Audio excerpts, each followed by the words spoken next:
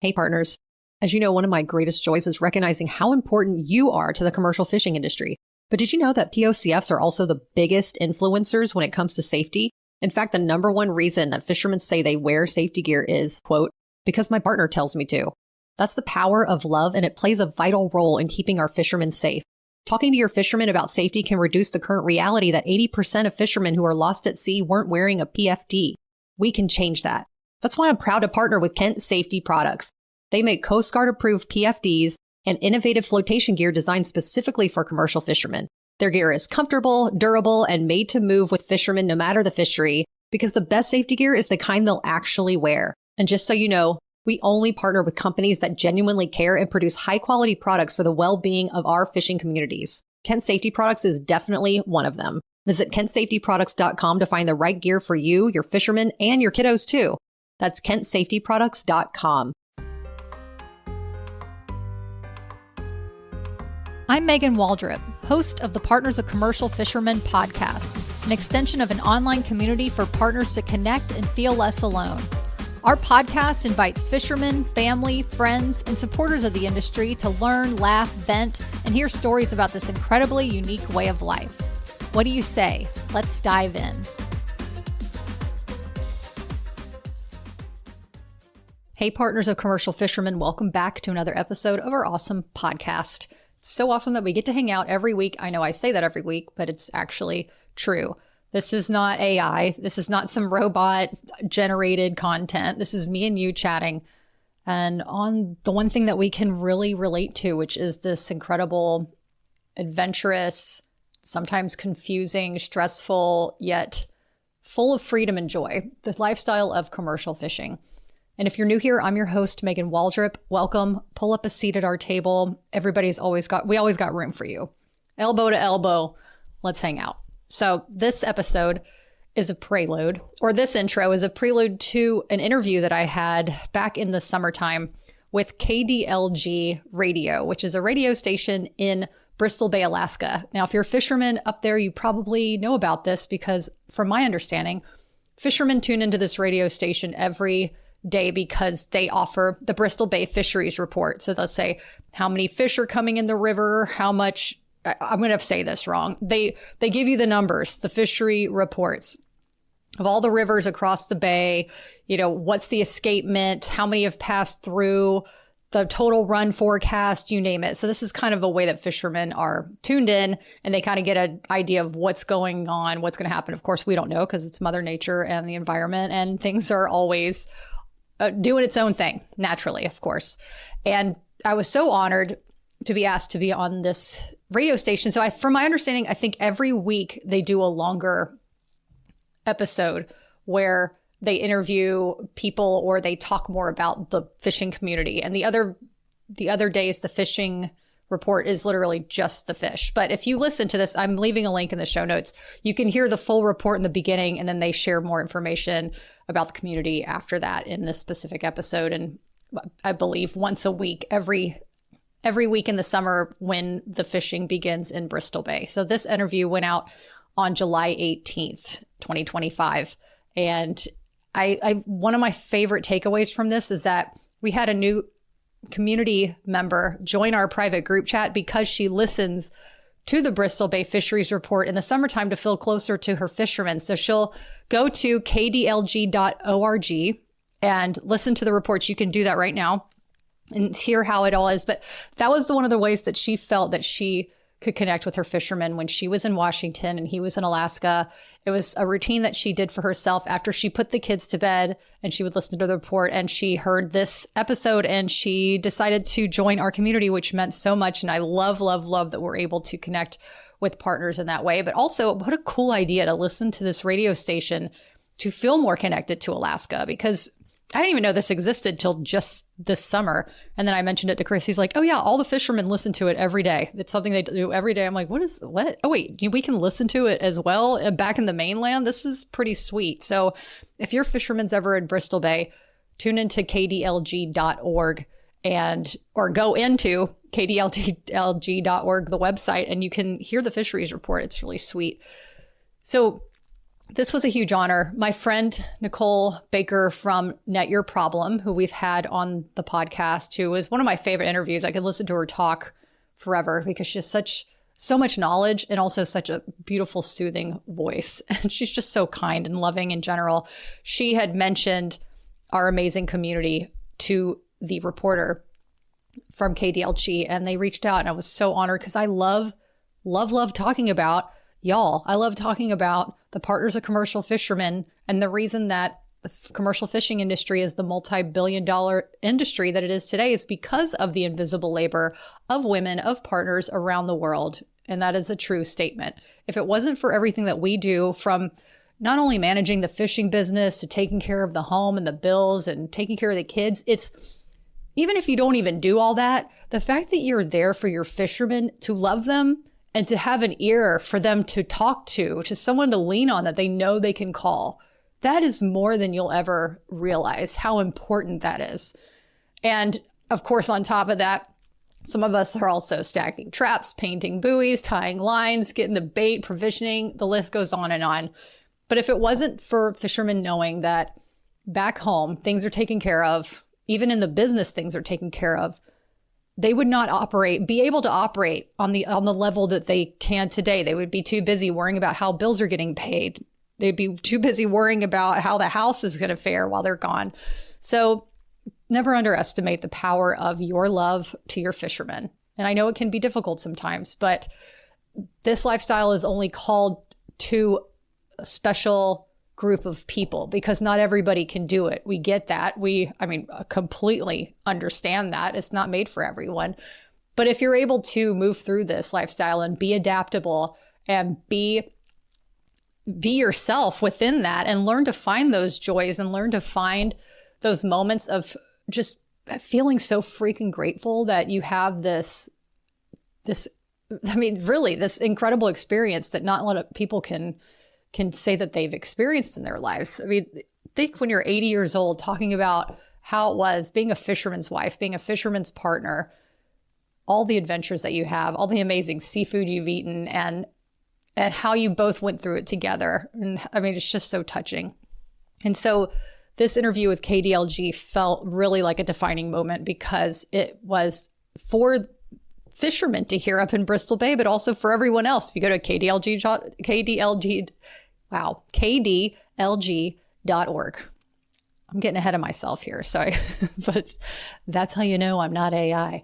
So I'm going to let this interview take over. You can hear it. It's so cool. I love how it sounds like a documentary. It sounds like a podcast, it sounds like a podcast, but it sounds like one of the documentary podcasts, the story podcast. They do such an incredible job. And this always, anytime I speak about the Partners of Commercial Fishermen, it's a love letter to you. And I mean that from the bottom of my heart. So I hope that y'all enjoy this episode with KDLG, and shout out to journalist Kendra Hanna, who's the one who reached out and who put this whole thing together. So thank you, Kendra. Thank you, those at KDLG. Thank you for serving our fishermen every summer and all the hard work that you do to make our community feel more connected, because that is one of the biggest challenges, as we know, is feeling connected, whether it's feeling connected with your partner, fishermen being able to feel connected while they're out in remote waters, even through the radio, but to have this one special place that they can tune into every day to make them have some kind of a normalcy, a routine in their life is huge for mental health, but also for camaraderie and to feel that joy that is commercial fishing, that tide that binds us all. I hope y'all enjoy. 10 years ago, Megan Waldrop was working as the editor of a small weekly paper in Santa Barbara, California. Her life took a turn when she met Chris Dabney. Dabney started working as a commercial fisherman when he was 15. He's fished for sockeye salmon in Bristol Bay and spiny lobster in California. Waldrop says she had no background or knowledge of fishing. That is, until the day Dabney walked into the office of her newspaper. And so we just started chatting, and I ended up asking him out, and then we had a long distance relationship that we're still together after almost 10 years now. Ever since then, Waldrop has gone on a journey to understand what it really means to be in a relationship with someone who fishes for a living, someone who's often gone for long stretches, out working a dangerous job. That journey led Waldrop to write about the experiences of and even create an online community for other partners of commercial fishermen. I am an Army kid, a proud military brat, and I remember seeing whenever the soldiers went off to war and were gone for long periods of time for a really dangerous job. And I saw the toll that it took on the families and how they had to shift their not only priorities, but their routines and just their basic day-to-day. When I fell in love with my fisherman 10 years ago, and we were long distance dating at the time. I was in California and he was in Washington State. And we'd see each other about once a month.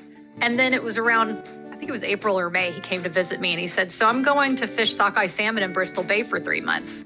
And I thought, hold on, seeing each other every month has been okay, but 3 months, I'm like, I'm 33 years old and I'm living in California. It's about to be summer. Do you realize the sacrifice I'm making to be in this relationship? And then I thought, well, do I realize the sacrifice I'm making to be in this relationship? And that's when it brought back to my experience as a military kid. And I remember that the spouses also had amazing military wife support group, military spouse support group. So as he was describing what his job was, I realized there was a lot of parallels there. And so I went on Google to find any kind of a support group or just, to be honest, learn about the lifestyle. I didn't really understand what commercial fishing was. And so I literally type how to date a commercial fisherman and absolutely nothing popped up. There were a couple blog posts about dating a sports fisherman, but it was mainly things like, well, they leave their tackle box on the table and their lures are hanging around. And I'm thinking, no, I'm worried about my partner dying. Like, how do I find support? What does it even mean to be gone? And why won't I be able to talk to him for a week at a time, if not more? And that's when I decided I wanted to write something about it. I'm a former journalist, I'm a writer, and I had a blog. So 1 week on the blog, I decided to write 9 things to know when dating a commercial fisherman. And it was a satire, yet heartfelt. And I just put it on the blog and I didn't think anything about it. And the next thing I know, there are emails popping in from women all over the world, all over the United States, Australia, Canada, the UK, saying that they could relate and that they were so glad that somebody else had this experience too. And to know that there were other women out there that had the exact same type of feelings made me feel less alone. And it also made me feel extremely validated. And that's when I leaned in and I said, I'm going to start writing more about this lifestyle. So I wrote more blog posts. And then I started interviewing the women about what it was like to be a partner in a commercial fisherman in Australia. What's it like in the UK? What's it like in Washington to North Carolina? For me, it's been community, like making sure that you have people that are there to support you. That's why I created the private group chat for partners of commercial fishermen. It's literally texting your friends who are all in the same boat as you that you don't have to explain yourself to. And women just talking to each other back and forth. Their fishermen are in Bristol Bay. Have you talked to your fisherman? Oh no, the boat broke down. I remember this happened to me. The main thing that I see people talking about it in our community is stressing and worrying for their fishermen's safety. There's women who are in their 20s, 40s, 30s, 50s. There's a woman who is pregnant and she's waiting for her fisherman to come home. It's really amazing to see the type of connection that's there. One of the members in our group, she's a fisherman, but not on the same boat as her fisherman. She fishes a whole different fishery, which I thought was really interesting. And so she was sharing videos of her life, and it's really cool to see how all the different types of lives that we lead. I mean, we are across the spectrum doing all kinds of incredible things on our own. And then we have this one beautiful tie that binds us together, and that's love.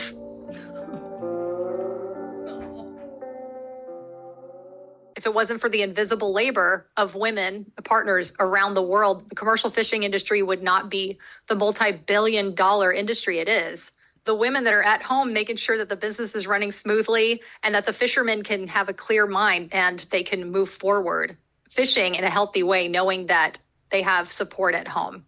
We are often a part of the fishing business and we don't realize that we're going to take these tasks on until help is needed. I didn't think I was going to paint buoys or untie lines and get all the help him get traps or stack traps, but the deckhand called in sick then there's a domino effect there. Then you're taking care of the bookkeeping on top of your own responsibilities of raising a child or even having your own business or your own career. We have some partners who choose certain careers because they have benefits so that they can support the family, whether the fishing season is great or not. We have other partners who are stay-at-home moms, so that means that they never have any time off. And so they're working 24/7, and their fisherman works multiple fisheries to make sure that they're able to support the family in that way.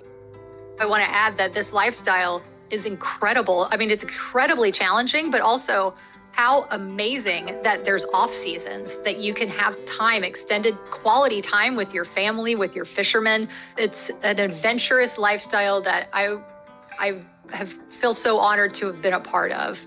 That was Megan Waldrop. She's the host of the podcast, Partners of Commercial Fishermen. That's it for today. I hope y'all enjoyed that interview and kind of gave you more of an insight of not only how great this radio station is, but also how cool it is that we can connect with our fishermen in that way. We don't have to be in Alaska to hear what they hear. You know, we can learn about what they see on the ocean, in the bay, when they call us for those brief moments of time and hear about their fishing. But we can also learn what it's like, what they hear, and kind of get more immersed into the culture of Alaska fishing. So go to kdlg.org to learn more.